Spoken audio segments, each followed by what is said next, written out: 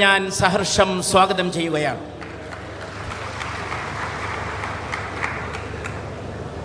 It's an honor for me to come here and be part of this function that commemorates the meeting of two giants.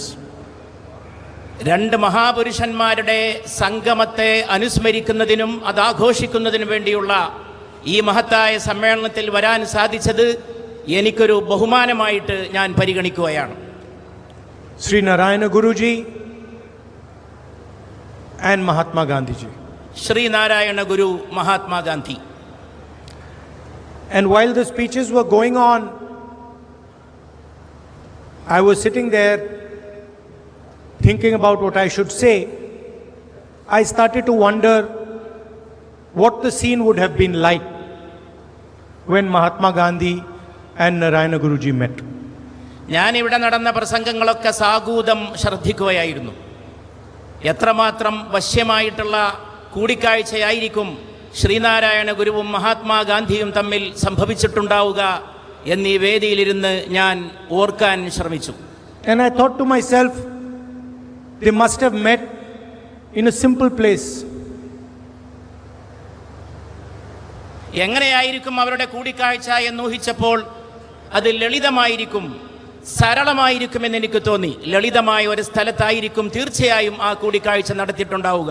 Not a huge house, വലിയൊരു വീടായിരിക്കില്ല, not a lot of wealth, വലിയ സമ്പന്നരായിരിക്കില്ല അവിടെ സമ്മേളിച്ചിട്ടുള്ളത്.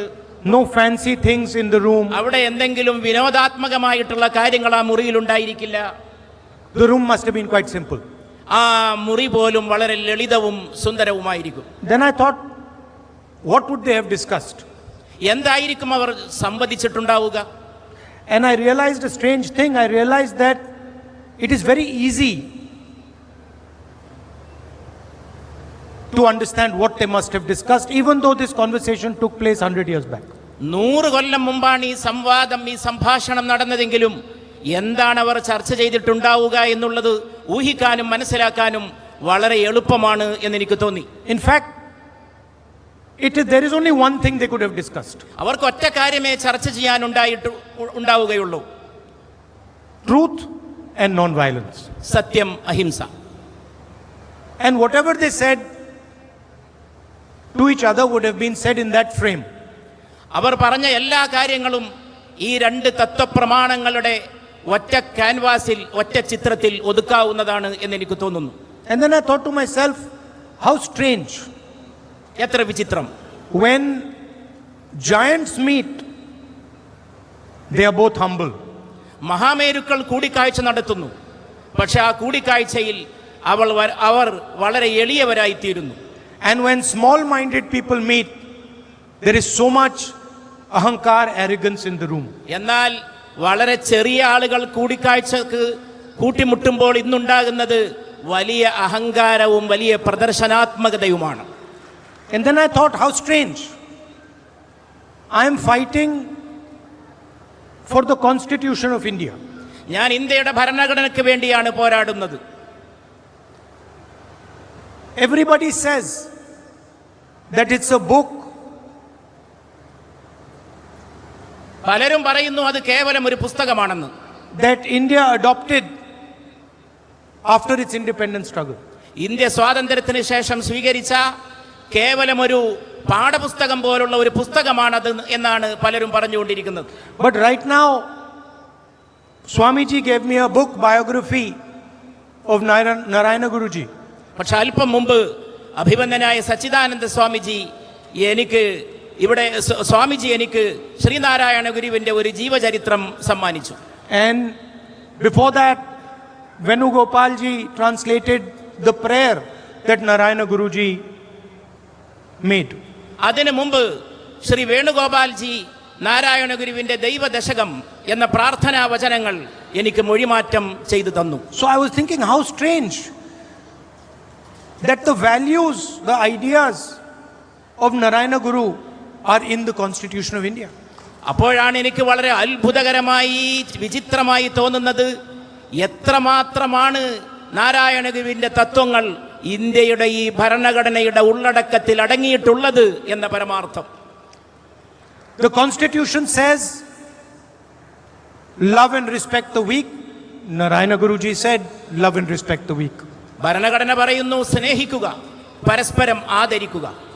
നാരായണ ഗുരുവും ഉദ്ഘോഷിച്ചു സ്നേഹിക്കുക, പരസ്പരം ആദരിക്കുക. The Constitution says, do not crush those who are weaker than you. Give space to every single being. Narayana Guruji said that.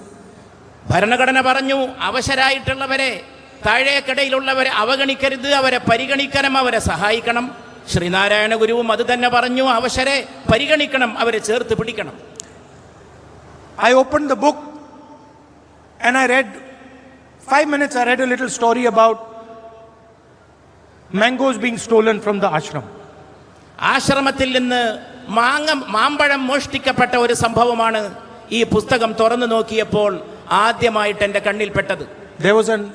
There was some mangoes in the ashram and somebody stole them. ആശ്രമത്തിൽ കുറച്ച് മാമ്പഴം ഉണ്ടായിരുന്നു, ആരോ അത് മോഷ്ടിച്ചു. Narayana Guruji was not at the ashram. Narayana Guru ആശ്രമത്തിൽ ഉണ്ടായിരുന്നില്ല. And the disciples got very angry and called the police, and the police identified the thief.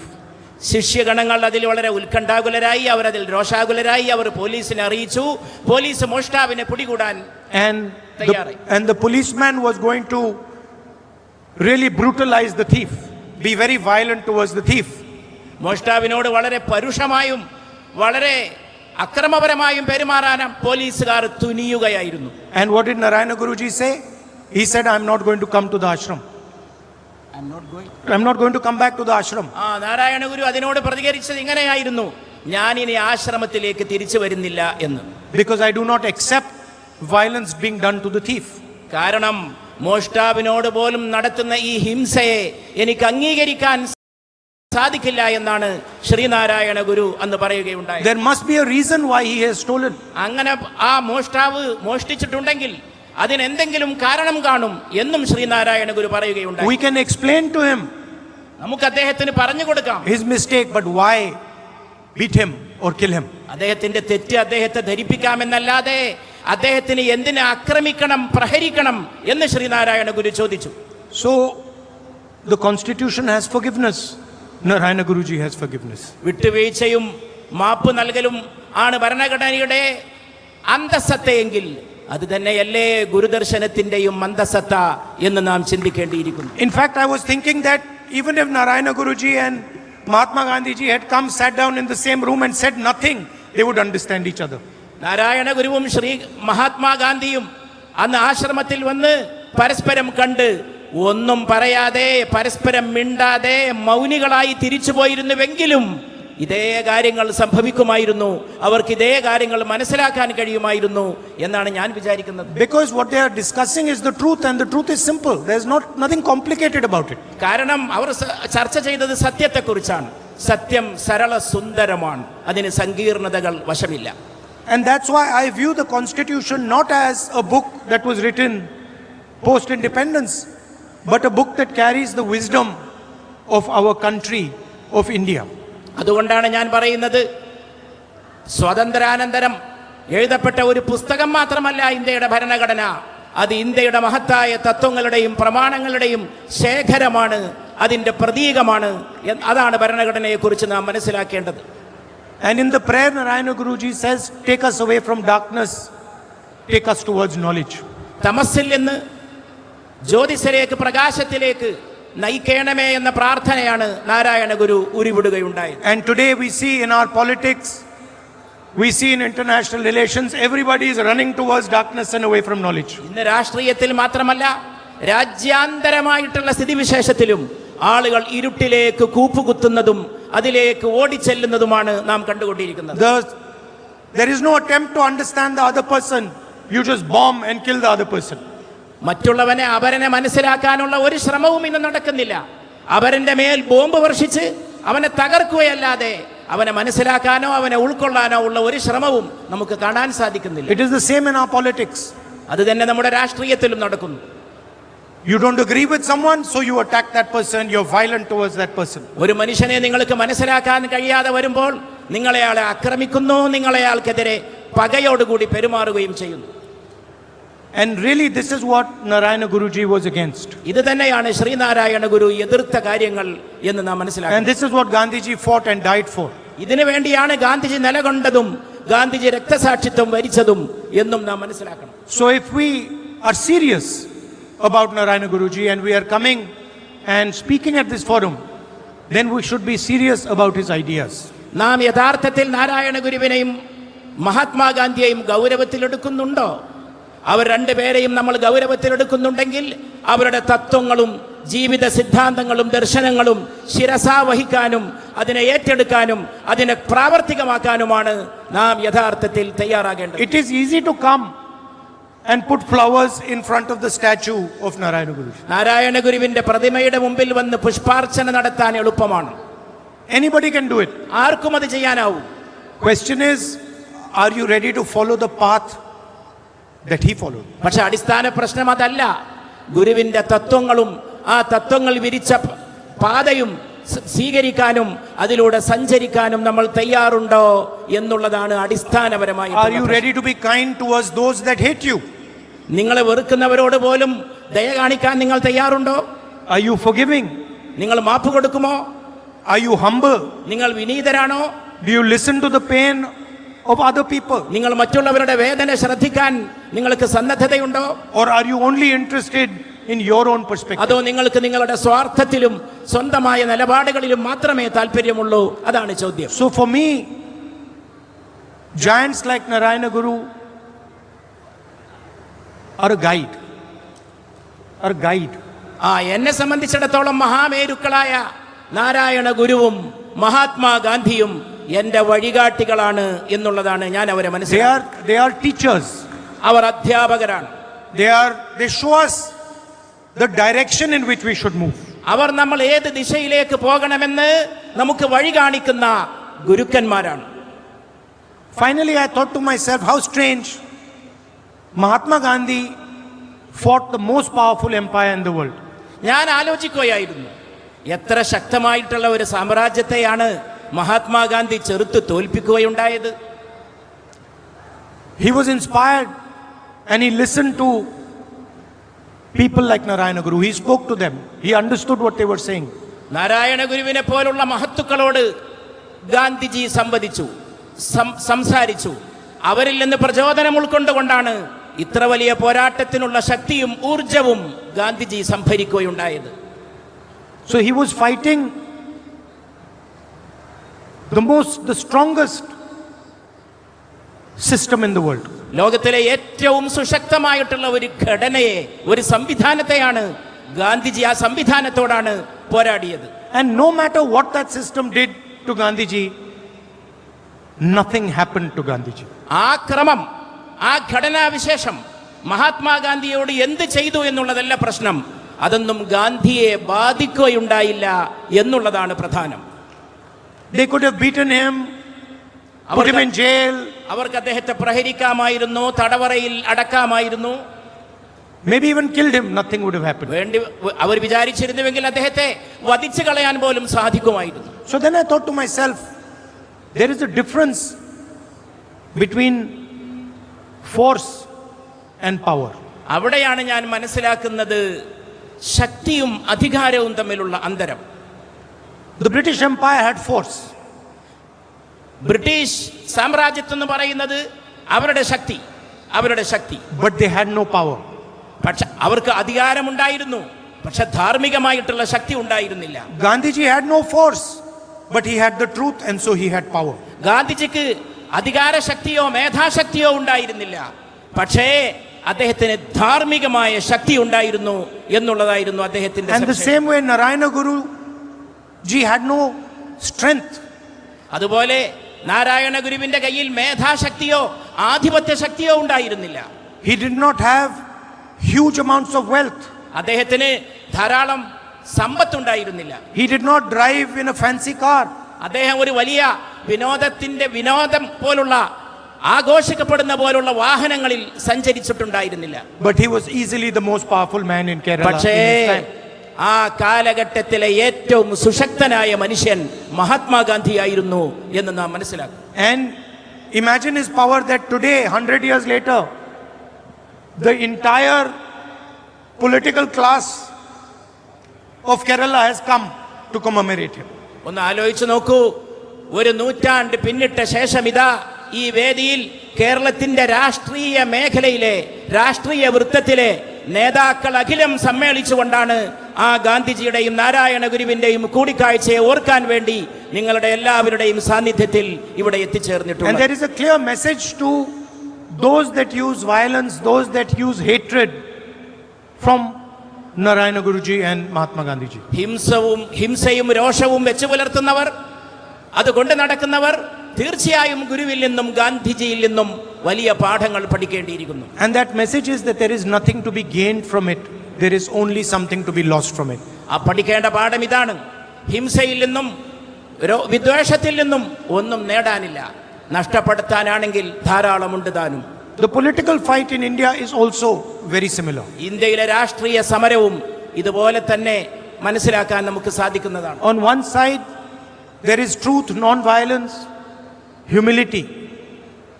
ഒരു ഭാഗത്ത് സത്യമുണ്ട്, സൗമ്യതയുണ്ട്, അഹിംസയുണ്ട്. And on the other side there is anger, violence, hatred and arrogance. മറുഭാഗത്ത് രോഷമുണ്ട്, ഹിംസയുണ്ട്, വൈരമുണ്ട്, വിദ്വേഷമുണ്ട്. Those with violence, those with anger might have force, but they have no power. രോഷമുള്ളവർക്ക്, വിദ്വേഷമുള്ളവർക്ക് പല രീതിയിലുള്ള ശക്തിയും അവരുടെ കയ്യിലുണ്ടായിരിക്കാം. പക്ഷേ അവർക്കൊരിക്കലും ഗാന്ധിജിയെ പോലുള്ളവർ കൈവശം വെച്ചിരുന്ന അധാർമികമായിട്ടുള്ള ശക്തിയോ ആന്തരികമായ ശക്തിയോ അവരുടെ കയ്യിലില്ല. Because the spirit of people like Narayana Guruji, the spirit of people like Mahatma Gandhi ji, and in fact the spirit of India is fundamentally based on the idea of truth and non-violence. അതുകൊണ്ട് ഞാൻ പറയാൻ ആഗ്രഹിക്കുന്നത്, നാരായണ ഗുരുവിന്റെ അകത്തുണ്ടായിരുന്ന ആന്തരിക ദീപ്തി അത് ഇന്ത്യയുടെ അന്തസത്തയുടെ ദീപ്തിയാണ്. India എന്ന് പറയുന്ന മഹാരാജ്യത്തിന്റെ പ്രമാണങ്ങളുടെ ശക്തിയാണ്, അതിന്റെ ചൈതന്യമാണ്. അത് തന്നെയാണ് ഈ മഹാന്മാരായ നേതാക്കന്മാരെയും രൂപകൽപ്പന ചെയ്തത് എന്നാണ് ഞാൻ മനസ്സിലാക്കുന്നത്. So for me it is a great honor to come here, and I bow my head to both Narayana Guruji and Mahatma Gandhi ji for showing India and her people the correct direction to move towards. ഞാൻ ഇവിടെ വന്നതിൽ കൃതാർത്ഥനാണ്. ആ കൃതാർത്ഥത നിങ്ങൾ അറിയിച്ചുകൊണ്ട് ഞാൻ ഈ രണ്ട് മഹാപുരുഷന്മാരുടെ മുമ്പിൽ എൻ്റെ ശിരസ് നമിക്കുകയാണ്. പ്രത്യേകിച്ച് ഗാന്ധി നൽകിയ പോരാട്ടം, ഗാന്ധിജിയാണ് നമ്മളെങ്ങനെ മുന്നോട്ട് പോകണമെന്ന കാര്യത്തിൽ നമുക്ക് വഴികാട്ടിയത് എന്നും ഞാൻ പ്രത്യേകം എൻ്റെ സഹോദരങ്ങളെ ഓർമ്മിപ്പിക്കുന്നു. I'd like to thank the organizers, thank Swamiji and everybody who has made this wonderful function a possibility. ഇത്രയും മഹത്തായ ഒരു ചടങ്ങ്, ഇത്രയും വിസ്മയകരമായ ഒരു ചടങ്ങ് സംഘടിപ്പിച്ച എല്ലാ സംഘാടകരെയും വിശേഷിച്ച് സ്വാമിജിയെയും ഞാൻ പ്രത്യേകം അഭിനന്ദിക്കുകയാണ്. നമസ്കാരം.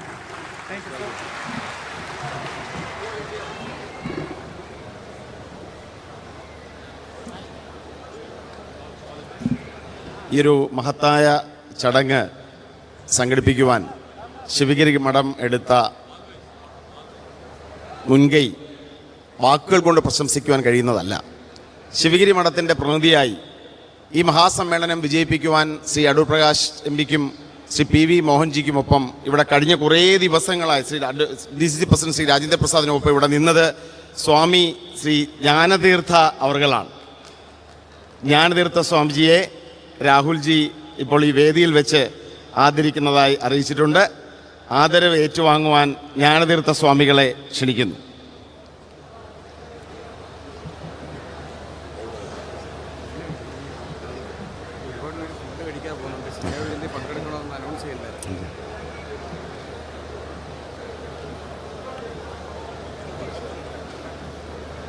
രാഹുൽജിക്ക് ആദരവ് നൽകുവാൻ ശിവഗിരി മഠത്തിൻ്റെയും ജില്ലാ കോൺഗ്രസ് കമ്മിറ്റിയുടെയും സംഘാടക സമിതിയുടെയും ആദരവ് രാഹുൽജിക്ക് കൈമാറും. അതോടൊപ്പം ഈ വേദിയിൽ നിരവധി അവയവമാറ്റ ശസ്ത്രക്രിയകൾ നടത്തിയ ഡോക്ടറെ ശിവഗിരി മഠാധിപതി സച്ചിദാനന്ദ സ്വാമികൾ ആദരിക്കും.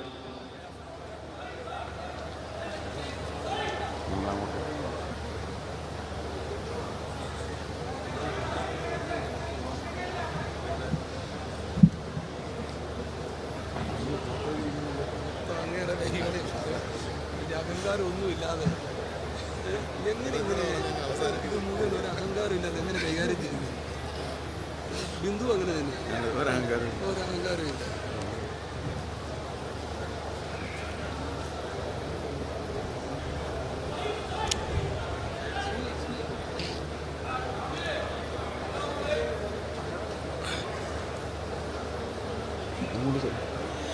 ആദരണീയരായ നിരവധി മഹാവ്യക്തിത്വങ്ങൾ ഈ യോഗത്തിൽ ഇന്ന് വന്നു ചേർന്നിട്ടുണ്ടായിരുന്നു.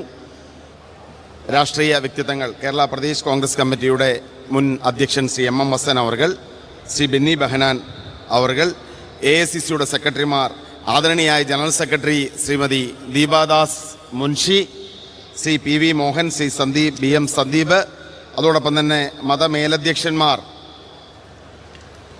Reverend doctor Oommen George bishop, ആദരണീയരായ മറ്റ് ശിവഗിരി മഠത്തിലെ നിരവധി സന്യാസി ശ്രേഷ്ഠന്മാർ, കൊല്ലത്തിൻ്റെ ആദരണീയനായ mayor Shri AK Hafeez, Shri Kamaruddin Maulavi, Shri AK Ummer Maulavi, Muhammad Rafi, Shri Hussain Mannani, Shri Muhammad Ali, Shaful Abdul Jawad Mannani, അതോടൊപ്പം തന്നെ ശിവഗിരി മഠത്തിലെ നിരവധി സന്യാസി ശ്രേഷ്ഠന്മാർ, കേരള പ്രദേശ് കോൺഗ്രസ് കമ്മിറ്റിയുടെ നിരവധി ഭാരവാഹികൾ, MPമാർ, MLAമാർ, ശ്രീ രാജ്മോഹൻ MP, അതോടൊപ്പം നന്ദി രേഖപ്പെടുത്തുവാൻ ഇവർക്കെല്ലാം നന്ദി പ്രകാശിപ്പിച്ചുകൊണ്ട് ആദരണീയനായ ഈ ഒരു പരിപാടിയുടെ മുഖ്യ സംഘാടകനായി ഇവിടെ നിറഞ്ഞു നിന്ന കൊല്ലം ജില്ലാ കോൺഗ്രസ് കമ്മിറ്റിയുടെ